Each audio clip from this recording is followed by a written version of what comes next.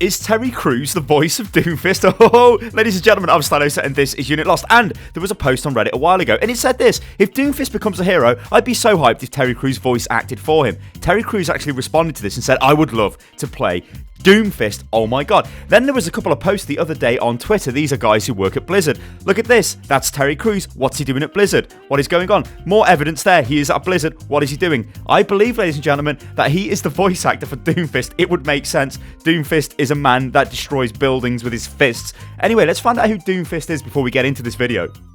Whoa.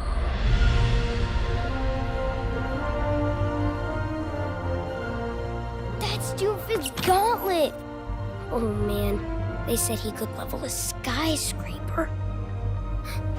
And remember, he was all fighting and Winston beat him and was like, Primal Punch! Now you might not realise it, ladies and gentlemen, but the whole point of Numbani is to deliver the Doomfist gauntlet to the Numbani Heritage Museum. This is after it's been taken from the Overwatch Museum in the intro cinematic, which you guys just seen on the video. Now, what the hell is Doomfist? Well, Doomfist, and this is what Chris Metzen said, because Chris Metzen came up with the idea for the character, is it's a generational character. So what that means is that while there might be 3 Doomfists, if you look at the artwork in Numbani, so you've got the Saviour, the Scourge, and the Successor, and we don't know who the Successor is, they're actually not active at the same time. We think they're generational. So you've got one Doomfist, and then when that one sort of passes away or retires, the Doomfist gets passed on to somebody else. But the Doomfist seems to change as well. Like, if you notice from the images, the Saviour seems to have like a knuckle duster, the Scourge seems to have the gauntlet, which we're taking to the Numbani Museum, and then the Successor seems to have a complete arm, like super powerful arm, like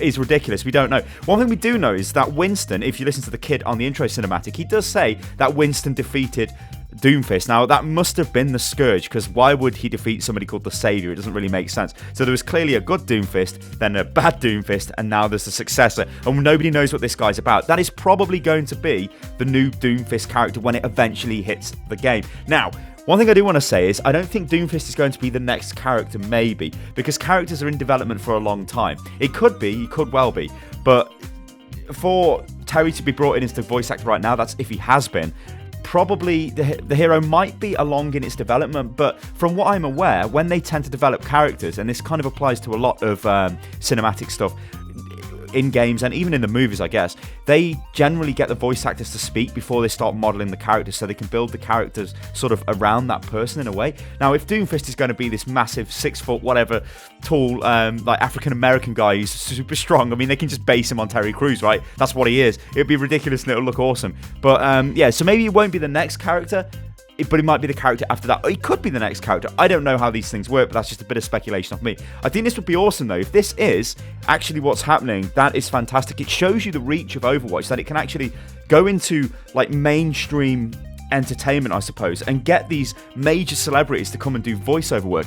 There is one little thing, though, which kind of does worry me. If you get Hollywood actors in to become voice actors, they're notorious for not being available all the time. All of the other voice actors, and no disrespect to them for Overwatch, but they're not major celebrities. They're not they're major voice actors, but they're not major celebrities. They're not actors and stuff. When it comes down to it, if an actor is going to, you know, I mean, look at Terry Crews. The Expendables 4, is that probably a film? Probably.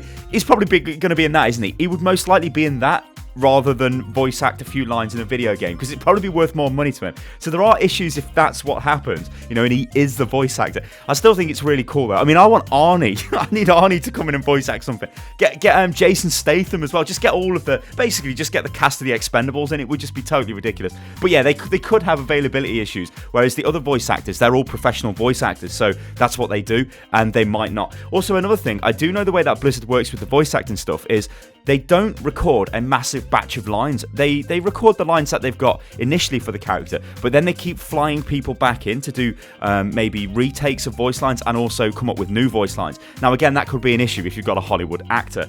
But yeah, that's all we know right now about Doomfist. It's very little.